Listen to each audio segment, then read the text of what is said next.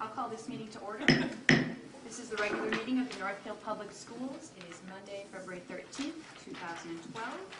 Dr. Richardson, there are a number of items in the table pile. Yes, there are. You will find there are some a number of personnel items, including 4 appointments and a resignation, and then also a grant request from Community Services and several other partners working through the Southern Minnesota Initiative Foundation. So those items are all on the table file for the board's consideration. Okay, thank you. If there is no objection, we will add these items to the agenda as we move forward. Okay, we now have an opportunity for public to address the board. This is the chance for members of the district to let us know your thoughts. Is there anybody here to address the board? No? Okay. All right, well, we'll move on to approval of the minutes. So, board members, you had in your packet the minutes from January 23rd, 2012. Do I have a motion from Jeff? And a second? Second. Second by Ann. Any discussion? All those in favor of approving the minutes on January 23rd, say aye. Aye. Aye. Those opposed? All right, motion carries. Okay, announcements and recognition. Okay, and we have a full page this evening. So, first of all, announcing the conclusion of our district spelling bee, which was held on January 26th at Northfield Middle School. And despite the fact that I wanted them all to spell swopportunity, they said nobody wanted to touch that with a 10-foot pole. So, the winner, and it was actually our 3-time champion, Olivia Riggins. Olivia and all of the top 4 finishers have earned the opportunity to compete at the Regional Spelling Bee in Rochester, which is held on February the 28th. Again, first place is Olivia Riggins, 8th grader. Second place is Alex Robinson Coolidge, 8th grader. Third place is Carter Vander Martin, 7th grader. And 4th place is Hannah Marr, 8th grader. Also would like to announce that February is I Love to Read Month, where teachers are looking for more creative ways to encourage students to read. Bridgewater Elementary kicked off the month with a visit from the groundhog, outlining the plans for the month. Last week, many parents joined Bridgewater students for an apple and a book day, where parents came in to read with their child while enjoying an apple donated by the Just Foods Co-op. And the turnout was tremendous. So again, thank you to Just Foods Co-op for supporting that process. Also, other Bridgewater events for February include Teacher Swap on February 17th and the All-Camp Read-In. I'm not quite sure what the Teacher Swap is. The All-Camp Read-In on February 24th, and classroom doors decorated as a favorite book. Again, students at Bridgewater being invited to read, because the more you read, the better you read. Okay, also on January 28th, 70 of our Northfield High School music students participated in the Region 1AA solo and ensemble contest at Lakeville South High School. Students performed solos and or ensemble pieces. Our music students shined, bringing home 47 superior ratings and 21 excellent ratings. A few highlights included the Best in Sight winners, Chamber Singers, Jenna Otto on horn, Eve Graybow and Emily Bristol on violin and viola duet, and Annika Hodel on soprano. Congratulations to all of those folks on their accomplishments. Also, our Northfield High School students, Jasmine Barksdale and John Freed, received the December, January Making a Difference Award from the Healthy Community Initiative for organizing a benefit concert for the Heslett-Markeen family who lost their home in a fire. Within hours of learning of the Thanksgiving fire, Jasmine and John, along with Art Tech students Gabby Frenstad and Olivia Upham, rallied support for the family through a Facebook page and organized a concert and a bake sale. Their efforts have raised more than $6,500 for the family. The Making a Difference Award celebrates groups and individuals in the community who made a positive influence on Northfield youth. So again, congratulations to them. Also, Northfield High School's Science Olympiad is headed for the state tournament March the 3rd after a strong second-place finish on February 4th at the Southeast Regional Tournament. And our high school music listening team already has been to state and took 3rd in state this year in the music listening contest. Also, our girls alpine skiers are the conference champions, with 3 students going on to state.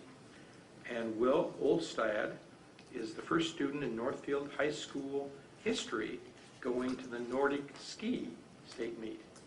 So I guess it helps when you have no snow. So those are all the announcements that I have this evening. I want to remind board members of the closed negotiation strategy session after the board meeting. Is there other announcements from board members? No? Great. All right, we will move on to our items for discussion. The first item on the agenda is the Fine Arts Booster Club, and I think Wendy's here to talk to us. I am. Hello. Hi there.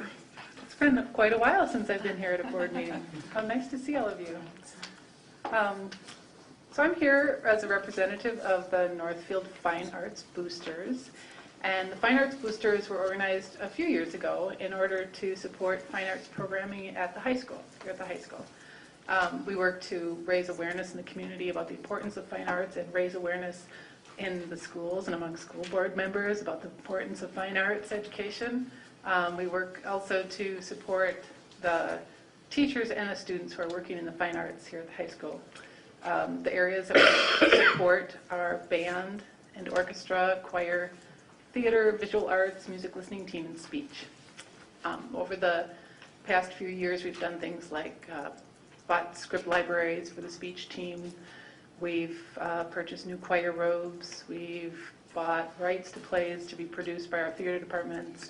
And most recently, we've just dispersed funds, and we're working to buy cases for the visual arts department to display arts down in the arts wing, and also for the speech team to hire an additional coach for this year because the numbers keep rising and rising in high school speech. And let's see, what else did we do at this last disbursement meeting? Oh, we gave money for our the West Side Story production that was held in the fall that I'm sure many of you saw. And we gave money for the ELL department is putting on a dramatic production in order to help the students that are English language learners, and we feel that that's a really important use of the arts and really directly shows how the arts not only help students to gain a sense of their own importance and their own value and to develop skills and to develop the connection with their family and their community, that it also really works as a tool for academic success. So we're really pleased to be able to support that. And we're also contributing money to a larger problem to address problems that are at the Northfield High School auditorium with the sound and lighting system that you'll probably be hearing about at some point in the future. So another recent initiative that the Fine Arts Boosters have taken on is a program called Instruments for All. And we are promoting in the community the concept of donating unused musical instruments to the Fine Arts Boosters so we can get them into the hands of students that might not otherwise be able to participate in the instrumental program at the school. And Roger knows a little bit about this. I think he's been a recipient of a couple instruments and will soon be recipient of a couple more because we just had an instrument drive this past weekend that was pretty successful. For anyone that's interested, this is an ongoing effort. So if you have instruments that you'd like to donate, you can contact the Fine Arts Boosters and donate instruments. I've given you all a brochure that explains a little bit about our organization and also shows you a way you can contribute to the organization if you'd like through, and there are a variety of ways to contribute, just by attending events in the school district. That's a big support for our teachers and for our students. You can also volunteer at programs, and of course you can also give a financial contribution. So, does anyone have any questions about our group? Board members? Well, I'd like to thank you for your support of the arts and hope you will continue to support arts in our schools. Thank you. Wendy, I was curious as to how did you guys do on Saturday with the... Well, it was great. We got a couple violins, a clarinet, big stack of music books, a box of unused reeds, some violin strings, a variety of other supplies, and a lot of phone calls of people saying, I can't come, but I have a flute. I can't come, but I have a violin. Oh, good. I can't come, but I'm sending you a check. So that was nice. So. Even better. Good. And another thing about the Instruments for All is just one component of the Fine Arts Boosters, but I do want to recognize that we received a really nice grant from the Northfield Area Foundation in support of specifically Instruments for All to match any donations that we received, so that's really nice too. What I noticed that is in the website now, if you can't find your flyer to send into the high school, you can just go to the giveminnesota.org. Why? As a matter of fact, that's correct. You can go to giveminnesota.org and look for Northfield Fine Arts Boosters. So, thank you very much. Just one more Thank thing, you. Yes. this brochure is really well done. I hadn't seen this one done. It is very nice. I don't know if I'm supposed to promote who donated that or not, but it was really nice. Thank you.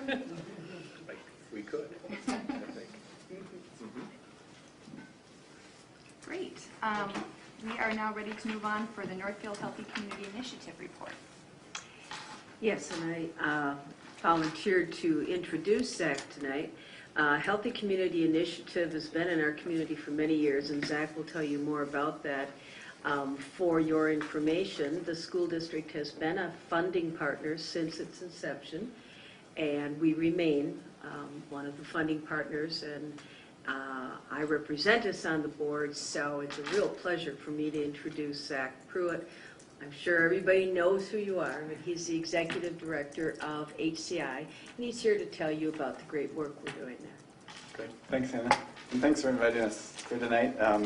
As Hannah said, we are starting our 20th year here in Northfield, and just wanted to start off by thanking the school district for being a partner in the Healthy Community Initiative. The school district, the hospital, and the city were sort of the lead entities that have been committed to HCI since its inception.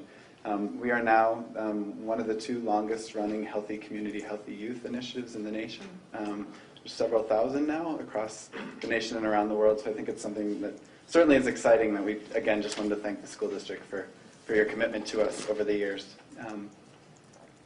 So HCI's mission is focused on 3 areas: to empower youth, to strengthen families, and to build community.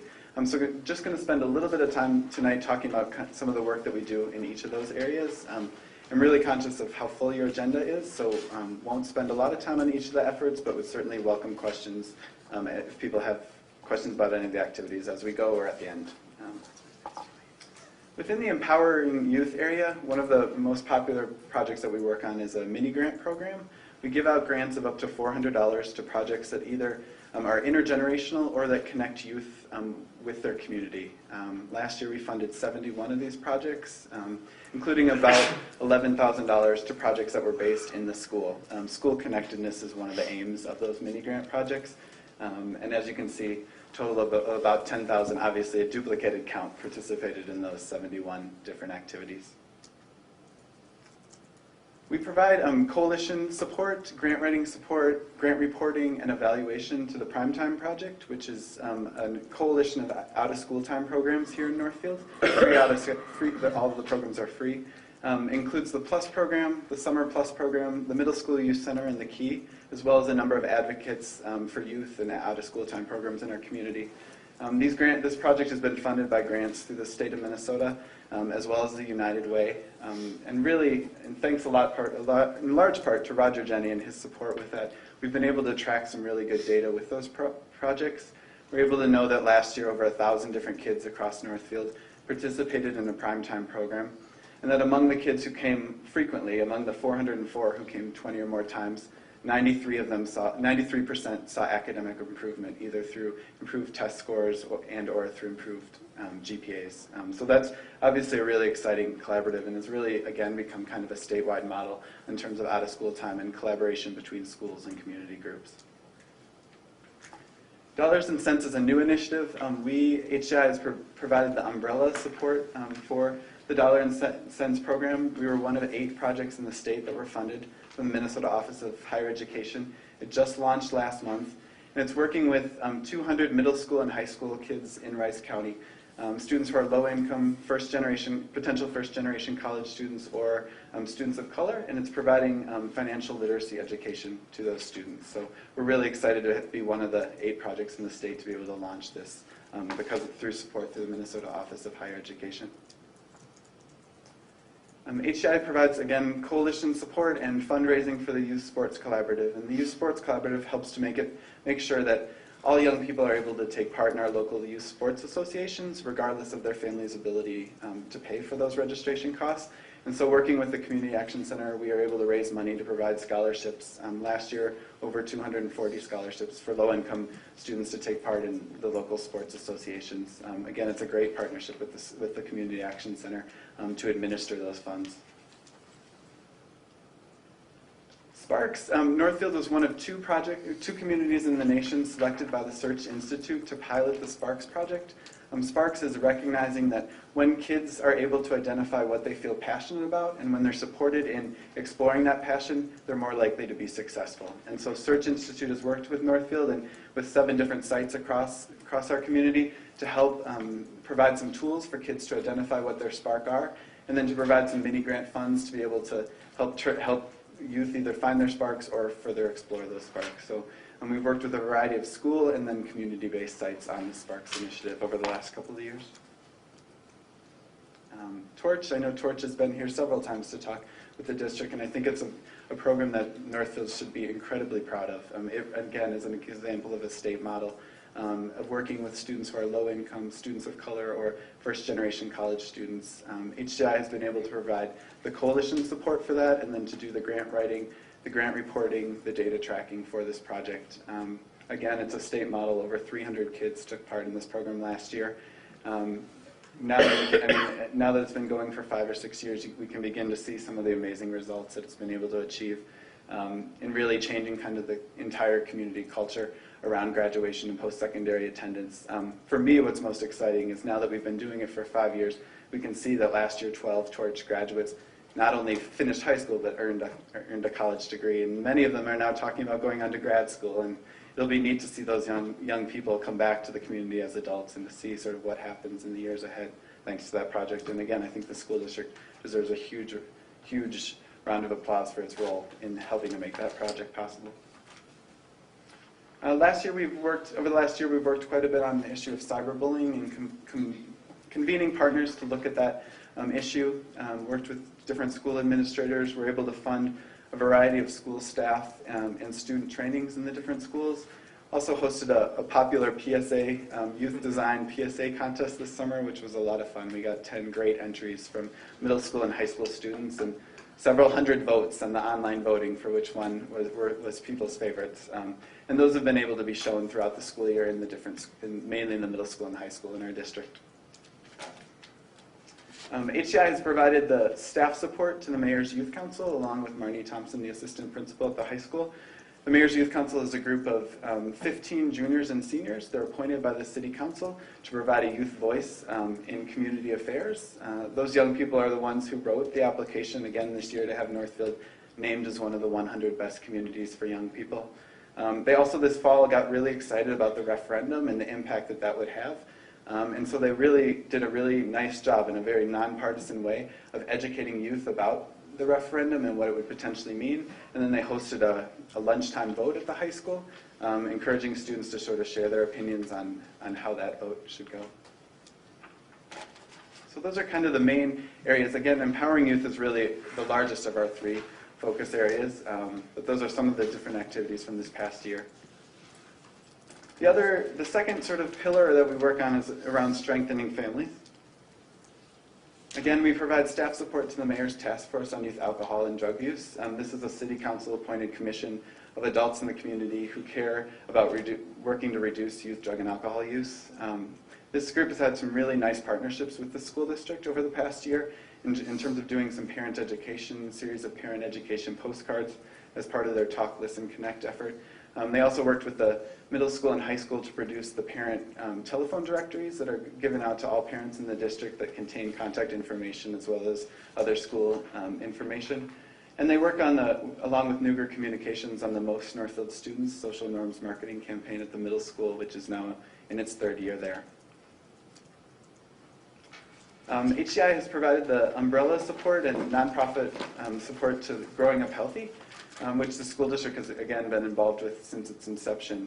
One of the efforts of Growing Up Healthy is training neighborhood leaders in low-income communities across Rice County, including here in Northfield in the Viking Terrace community. It's to help to identify leaders and to provide them with the support to organize within their community. Growing Up Healthy has also spent quite a bit of time working on mental health issues in the past year, and so we've been really excited about the direction that coalition's been moving. Again, the third and final area that we focus on is around building community. We provide staff support to the Rice County Chemical Health Coalition, which is a group across Rice County working on youth alcohol and drug use. One of the main projects that this group has worked on over the past few years is the Take It to the Box program, which again has become really a statewide model. Over 50 other communities across the state have not only adopted the program, but adopted the name and all the promotional materials.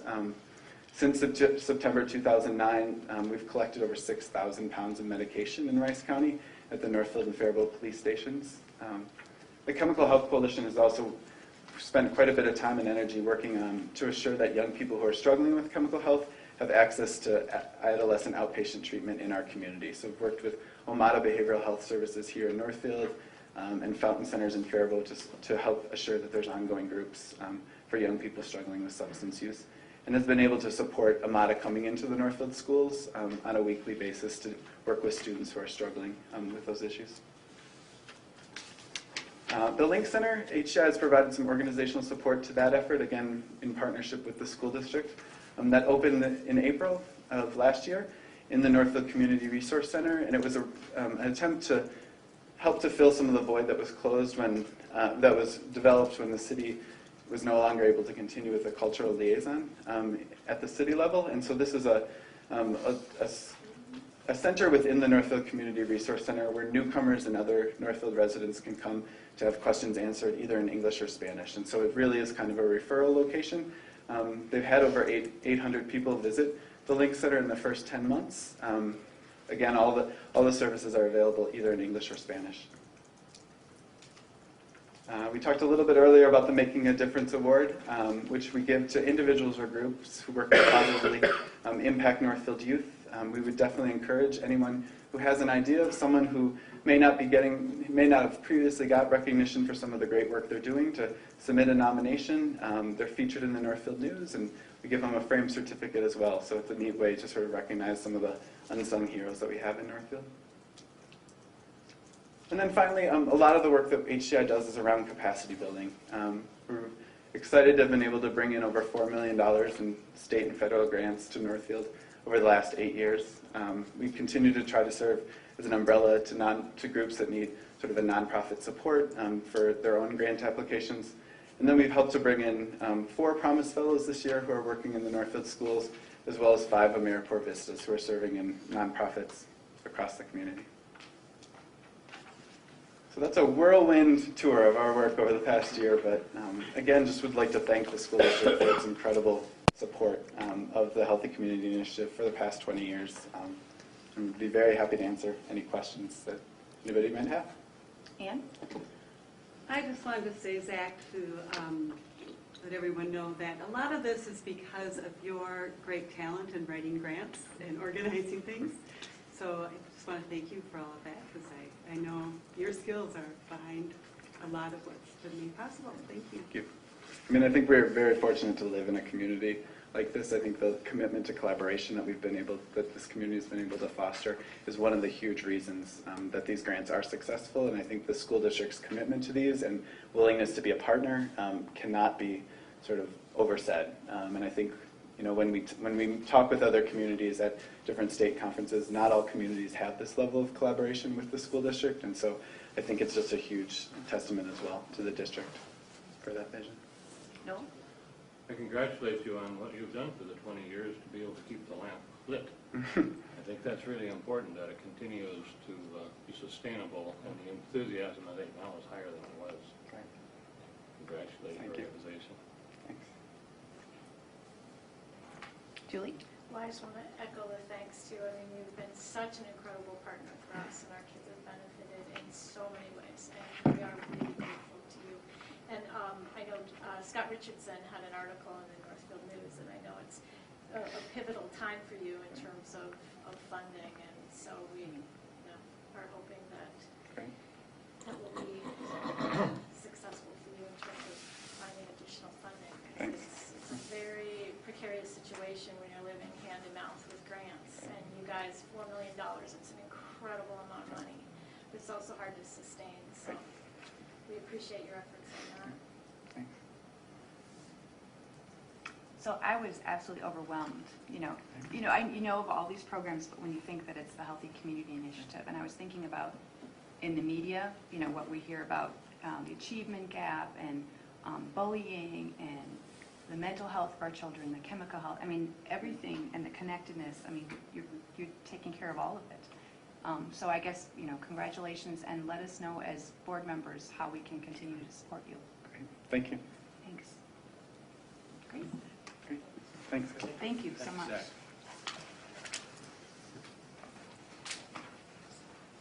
Okay, board members, you have in your packets the 2012-2013 and the 2013-2014 school year calendars. And you received the same calendars at the last board meeting. And at the last board meeting, we talked about taking action on these. And what we decided to do is to postpone any action until our February 27th meeting, so that we're looking at 2 calendar years. This is something new for us. And we just want to make sure that board members and community members have an opportunity to consider these 2 calendars. So I think Dr. Richardson's going to just highlight a few points. Just walk through very quickly for you, again, so that everybody's kind of on the same page as we've gone through this.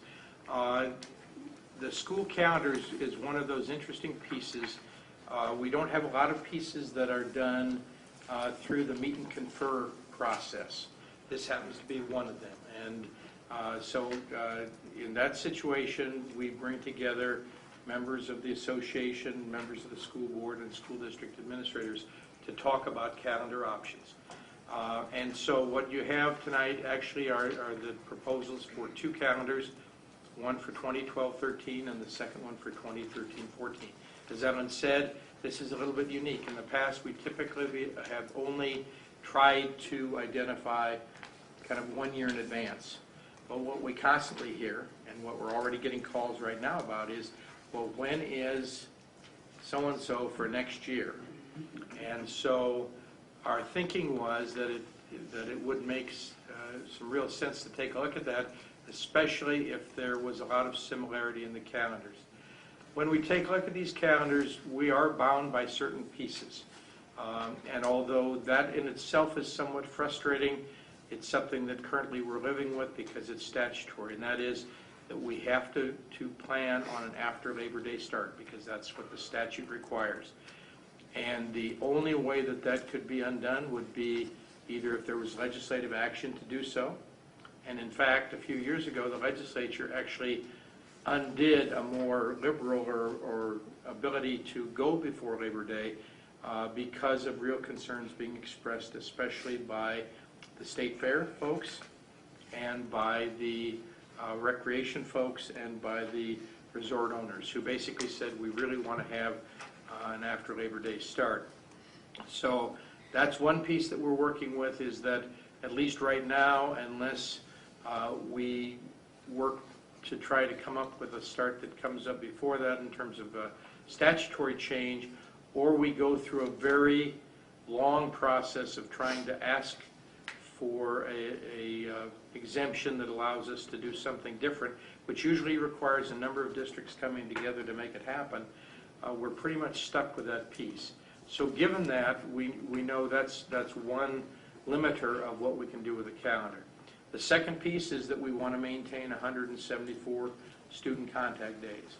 And if you remember, that's actually expanded 1 day from where we were before we moved to the PLC process.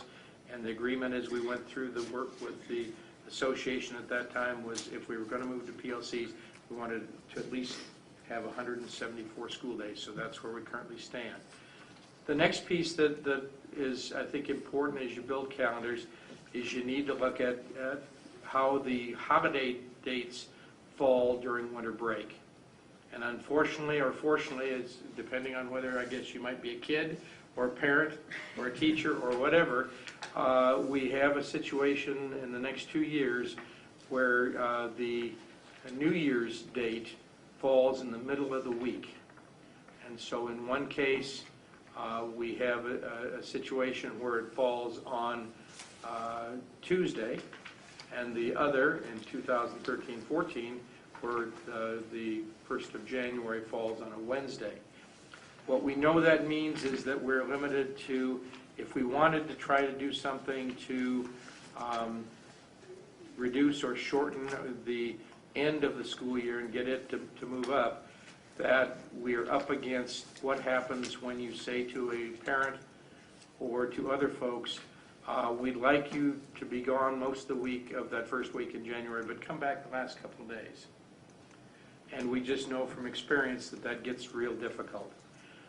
And so I think in both of these calendars, the meet and confer process moved through and came to the resolution that they were looking at a full 2-week break. And we know that that has some disagreement between various groups, because we did go out and do a review by the Teachers Association, who looked at the possible calendar options and looked at trying to start in the middle of that first week in January after either a Tuesday or Wednesday January 1 date. And we also went on and talked to parents using a randomized stratified sample that was done by our own high school statistics class. And as you can imagine, there's some fairly significant variation in terms of what different groups are looking for. And so there's really not agreement there, but at this point, the recommendations coming forward have been not to try to start school on the 2nd of January so as to shorten the end of the school year by a few days. The third piece that's really important in the calendar is the spring break. And there was a lot of discussion about, is spring break really something that people still like, still want to have, still believe should be in place? That's one where we found both parents and staff agree. Everybody feels that they want to have that spring break in there. So again, we can put it in or not put it in, but basically that's something that has kind of overall or overwhelming positive response from every single group. What we will be able to do in both of these calendars is align our spring break with St. Olaf and Carleton's spring breaks. So again, we hope to make that work a little bit better for folks by having all of those break times at the same time, and knowing that hopefully that will mean less students of employees from Carleton or St. Olaf that might be gone at a different week than when we have our break. And then the last piece that's a driver then is where do we end up the school year? And obviously our choice would be to try to end in the last full week of May. It is amazing. People know they have to start late. They know they want a full week for spring break, but they really would like to get off the 1st of May if they could. The reality is we can't do that. So we know we're into the first week of May in both of these calendars. I'm sorry, the first week of June. Thank you. Now, let's not confuse that. People will be out the door already. First week of June in both of these calendars. And what we know with that is that looking at the calendar for 2012-13, by doing several things differently, we could actually have tried to get people out at the end of the last week of May. But to do that, we would have to start back to school on Wednesday the 2nd. So that would pick up 3 days. And the other piece we'd have to do would be to not have any time off at the end of the first quarter or third quarter. And you know that in the calendar that we have this year, we do have no time off at the end of the first and third quarters. What we're already, however, hearing from staff is that is a real hardship in terms of some staff being able to get grades completed, to get materials done, to be able to plan to begin the next quarter. The other thing we're hearing from our curriculum people is that they really depended on having the 2-hour block that's during that day that's available for either building or district staff development, because they like the opportunity to at least once a quarter to be able to have a time where If they want to bring the entire district together for staff development, if they want to bring all the elementary staff together in one group, or all the secondary staff together in one group, they can actually do that and have a 2-hour in-service time. And so you'll notice that both of these calendars place the end of third quarter and the end of first quarter back on as a day that's not a student day, that it is basically split with a portion of the day as work time for staff and the other portion of the day as a workshop day for teachers in terms of staff development. So when we get to the end, however, that if we put that back in place, that means even if we would start back in 2012-13 on Wednesday the 2nd, we would not, the end of the school year would be Tuesday, June the 4th. And I think as people looked at it and said, do you stop in the middle of the week or do you just run out to the end of the week? I think people's sense was run out to the end of the week, have a natural stop on Friday, and have that be the set. In the next year, in the 2013-14 year, again, with not being able to start until at least Thursday, again, you would be going until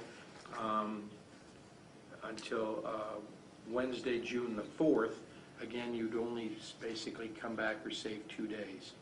And so I think the overall consensus from the Meet and Confer Committee as we work through this, and we spent a lot of time talking about especially the alternatives in 2012-13, because there are 2 reasonable alternatives to work with, is that because of the fact that we really felt we needed to reinstate the end of the quarter days off to be able to have those for grading and for staff development, and because in doing that, the best we could do would be to end in the middle of that first week of June, that it was reasonable, at least for these next 2 years, to operate with a calendar that had a full 2-week off break at the winter break time. And so those are the 2 calendars that are currently being proposed to you. And they, again, are listed as long winter break, late end, and long winter break, late end, as being the calendar proposals to go forward and consider. So I would be happy to entertain any questions that you might have about either any of the information I've given you, or about these 2 calendar proposals in particular. Yes, ma'am. I just wanted to be reminded who sits on the calendar committee. Who are the representatives? Okay, and the Meet and Confer Committee, the members of the teacher members of that committee are appointed by the Northfield Education Association. Our members of that committee are selected by the board, and they also include a building administrator and Matt and I. So Julie, that Carrie and I are the Yes. appointees. Yeah, I knew Yes. that. I just wasn't sure. So from- Carrie and Ellen were the 2 board member representatives, along with Joel and Matt and I. That would be our team. Their team included Ray, help me, Matt, Ann Larson. Ann Larson, Journey Bill Kurt Park. Mickelson, I'm trying to remember the final one who was there that time. and Brent Raub. Yes, yeah. Thank you. Thank you. from Bridgewater. It changes from time to time. It's not always the same people, so. No, because again, they basically select their folks, we select our folks. I have a question. Okay, Yes. Jen? I think this year that our calendar had us have, I think I read 136 days before the MCAs. Yes. I imagine it's a little, there's few days. Yes, there are. Is that significant, you think? Well, it is, there's a fairly significant difference. There's a 6-day differential. And again, that's going to bounce every year, totally driven by when, Labor Day, well, yeah, number 1, depending on when Labor Day is. Number 2, depending on when January 1st is. Because if you have January 1st on a weekend, then it's very likely you can start up right away on that following Monday, unless it's a Sunday, in which case Monday's the official holiday. But in weeks when New Year's Day is in the middle of the week, we are immediately in this kind of a bind. The other thing is a little bit different is that now that we have new testing dates, it has a little less differential than it used to have, because if you think about it, we tested last week. And Greenville Park really stepped out, and they decided they wanted to do an early testing, and so you could begin testing in February for your first option. And their approach will be to test in February, then to test again in April, and then to give a third opportunity potentially for students that are on the cusp to be able to try taking it again and seeing if they can be successful. The other two buildings basically will both have 2 math assessment dates. Now, we don't know, I don't think Roger's here now. I think he escaped on me. I think as we look forward to the future, as they potentially move the reading test to a computerized test like the math test, it's very likely we're going to see multiple options for providing the reading test too. And there's, I think, some really positive things about that, but it does really mitigate the day argument, because the idea is students are going to be able to take the test early and have several opportunities to retake the test. Gary? I'm wondering, I know a few years ago we talked about the possibility of trying to put together something that would be an extended year or a year-round school or whatever you want to call it. And the thought was if we could get a calendar set, for a couple years out, that then there would be time to look at building that calendar and having more longer breaks, but not so long, taking that 9-week summer break and spreading it out over 2 or 3 or 4 breaks over the course of the year, and then having interventions for students who are struggling or enrichment for students who are advanced. And I'm just wondering, it seems to me if we do go forward and approve 2 years of a calendar, that would really be a kind of a golden opportunity in terms of timing to look at that and have the community conversation about it. And I just wonder if you can kind of speak to that effort. I think it would be the ideal time. I would love to be able to retire from this district at some point in the future. Being able to say we've moved away from an agrarian calendar that serves no one in terms of education and is really a fossil of a bygone era.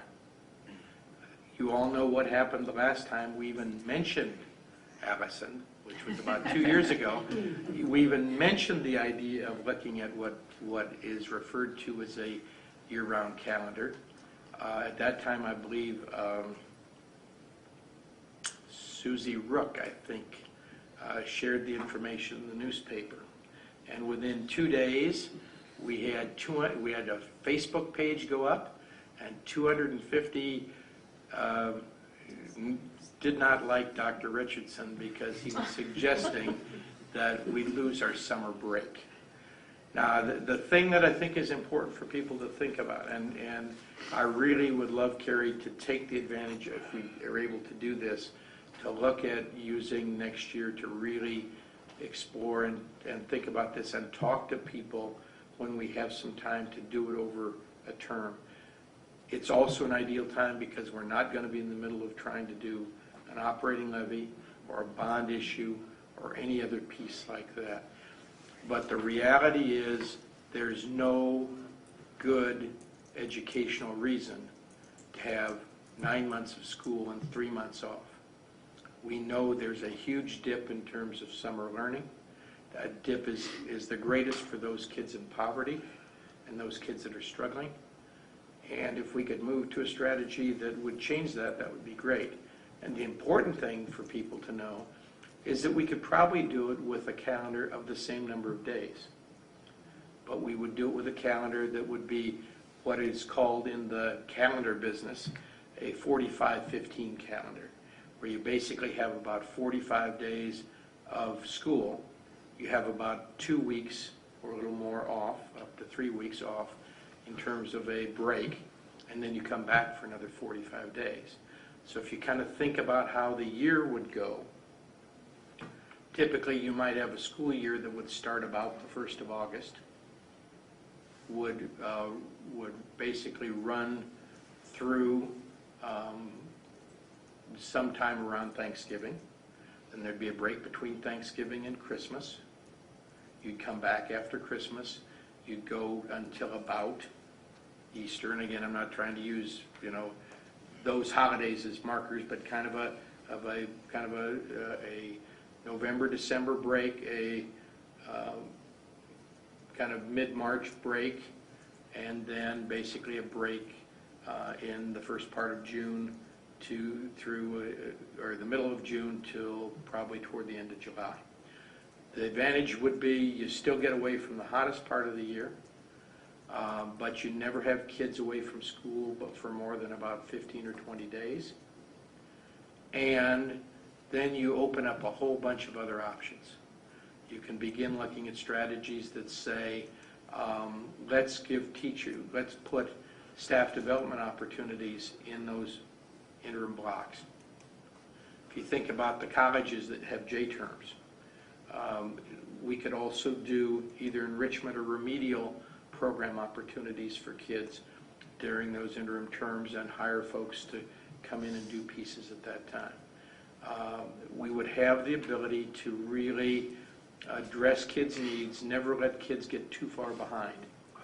Right now, by the time they're out for 3 months and come back, if they have, for whatever reason, not been able to have a great deal of interaction in terms of instruction and education, it takes them 5 to 6 weeks to get back on track. And we lose that every year.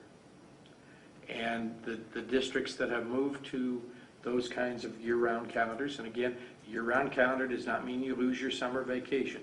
You still would have a block of probably the hottest part of the summer would still be off.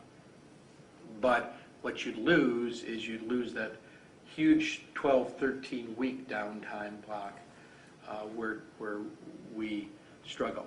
The other advantage is that the way it breaks, it would also, many of the natural holiday breaks could be taken care of in those 15-day to 20-day interbreaks or intersessions. So you would end up having many more just full weeks of school because you wouldn't have to set those up. I've looked at this for several years. I came pretty close about 15 years ago in North Platte. We really were on the cusp of getting ready to do that. And then somebody here in Minnesota said, why don't you come be a superintendent in Minnesota? And so I never got to see that fulfilled. But I think this would be a great opportunity to have that discussion with the community in a way that it's not a pressure. It's not like, oh, we got to, we're going to make a decision in the next 2 months and now we've got to do this. We could spend time over the course of this next year really talking about it, looking at all the options, and getting people to think about it. Now, we know there's some downsides. People who are involved in summer kinds of activities struggle with this. People who want to have a longer summer job, whatever that looks like anymore. Although sometimes the shorter jobs work out just as well in the end, especially if they happen to be around holiday blocks. We know that it doesn't necessarily work as well for people that are used to having that kind of a long piece and really can't see a difference. But the reality is, I think the days of mom takes the kids and they go to the cabin for the summer, that went away a long time ago. The reality is people go on the weekends, they go for long weekends, and they could still do all of those kinds of things that they've done before. We would just have not this huge loss of educational time for our kids. I know there'll be a lot of people that will have other ideas, and again, we want to really explore that thoroughly, but I would love to look at that possibility. That's probably more answer than you wanted, Well, no, it's not, but, actually. but those I think are the things we need to be thinking about. And Avison, no, we're not proposing that for next year, or 2013-14. If we do this, the calendars that we're proposing will be there. But this would give us, I think, that real opportunity to seriously discuss this, get those things out on the table so people can look at them. I think it could also give us an opportunity before people go into panic mode and I get the next Facebook page to really sit down and say, what is the school district really talking about doing? Is this really no summer break? No, it's not. But it is no longer having this 12 or 13 weeks of just no school whatsoever. Well, I think it's an opportunity to educate people about the family-friendly of that kind of calendar, Yes, too. because you'd have basically several times you could go on vacation. Yeah, and it is Shorter more blocks. what the rest of the world is doing. Mhm. But I think also, well, before the meeting, we were talking a little bit about the Minnesota conference, and, if you had time to get the conference members on board, and there may be advantages of that. I just also wanted to ask you a little bit about, do you have any sense that the legislature would entertain more flexibility? It seems to be a legislature that is interested in removing regulations, and this might be an opportunity to get a regulation removed. Well, I don't know. I haven't talked to Kelby and App about this one in particular. Sometimes it's just, if it's not what the governor wants, that it might be a good thing, or not what MDE wants. But I mean, it does seem to reflect what we're hearing, which is give districts more flexibility to do what they need to do.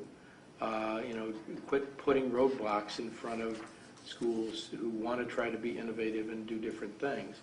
And I sure think it would be worth the discussion and the argument or the dialogue about why don't you give us an opportunity to really try this without bogging us down with so much bureaucratic red tape that we just kind of give up. What you do need to know is no matter what, if we go toward this with the current statutes in place, that, again, if we can find other districts that are willing to go with us, it's great. The conference would be really helpful because then you actually have teams that are set up on the same schedule as we are. And while you might not have tournament games or sectionals or state tournaments in quite the same cycle, at least you'd have teams to play that were on the same schedule as you were on. That would be really helpful. And the other piece is,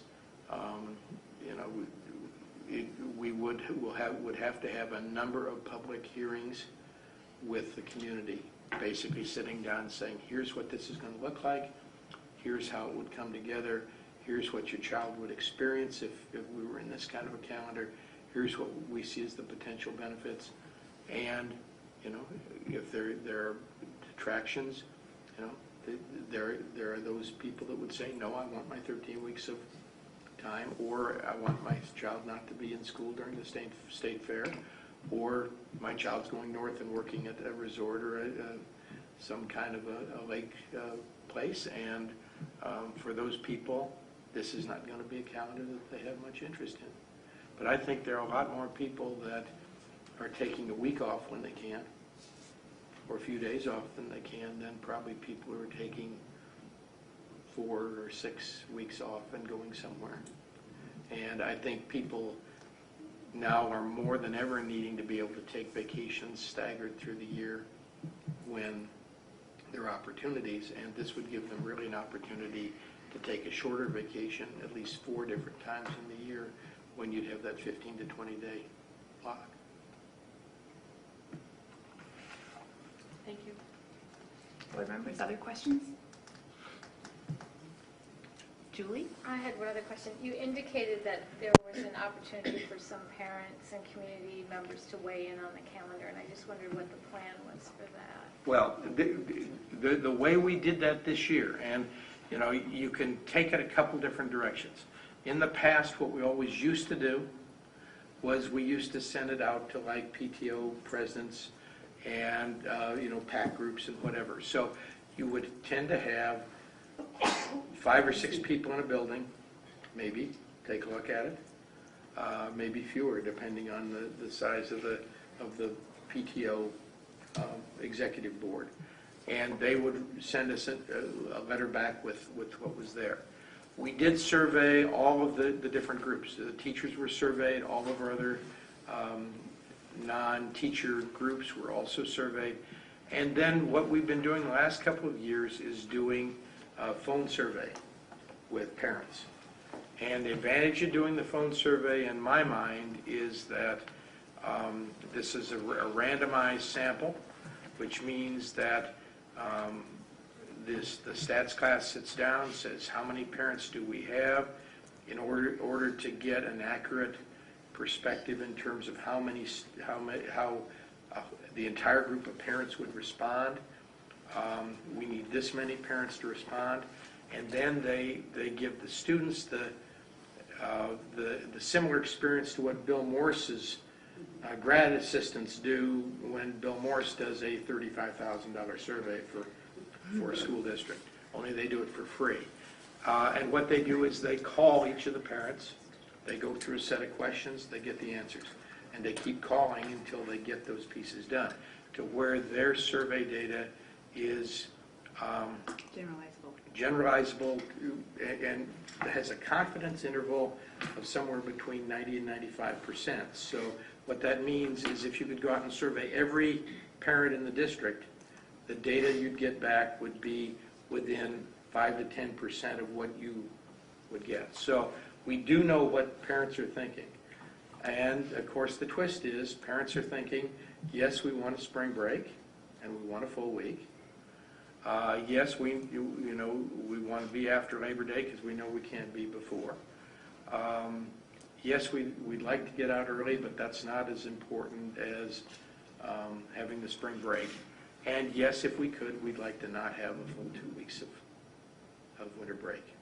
And so I think that's a piece that as you look at kind of the situation, what you're saying is some difference of opinion between groups about what they'd like to see.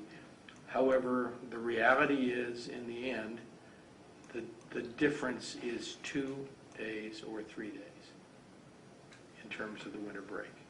And it still will not get you out in May. It still gets you out in the middle of the first week of June. And then a point of clarification Yes. is none of them actually saw the calendars when the No. surveys were happening, so. Yeah, and I apologize too, No, because that's I okay. rereading your notes, I see that you say that parents and community members can contact board members with thoughts. Yes, concerns. and that's the other So I apologize. thing we really wanted to suggest. And it's very similar to what we do anytime we wait 2 weeks between putting an item out and actually having a vote on it, is to give parents an opportunity, if they want to contact individual board members and say, you know, now I know how this calendar's working, I really don't like this, and can't you do something different? Or, I guess I'm okay with this. And it gives you a chance to be able, if that parent calls, to be able to share with a little more detail now what the calendars look like and why even if you make the fix of the winter break, you don't make a huge sea change in terms of the end date of the school year. Great, thank you. You bet. Other questions? Well, board members, I'd just like you to take the time to think about this. If you are talking to parents or community members and they have concerns or ideas, now's the time to gather them. And just to clarify, we're looking at the 2012, 2013, the 2013, 2014 calendar as you have before you, and the discussion about moving towards a different type of calendar. By approving 2 years, we might be able to consider that in the future, but we would be looking at these 2 calendars, which are the traditional agrarian calendars. So in 14-15, we're not looking at a year-round calendar yet. Please don't start that rumor. I read the resolution, and then we need to have a roll call vote on this. So, so this is the resolution requiring the administration to make recommendations regarding programming and staffing for next year. Whereas the financial condition of the school district dictates that the school district may require reallocation of resources between programs for the 2012-2013 school year, and whereas there may be reductions in student enrollment within specific programs or grade levels, and whereas this reduction in expenditures may require discontinuance of positions and discontinuance or curtail of programs, and whereas a determination must be made as to which teachers' contracts must be terminated and not renewed, and which teachers may be placed on unrequested leave of absence without pay or fringe benefits in affecting discontinuance of positions, be it resolved by the School Board of Independent School District Number 659 as follows, that the school board hereby directs the superintendent of schools and the administration to consider the reduction and or discontinuance of programs or positions to accomplish economies in the school district as a result of reductions in enrollment and or funding, and to make recommendations to the school board for the discontinuance of programs, curtail of programs, discontinuance of positions, or curtailment of positions.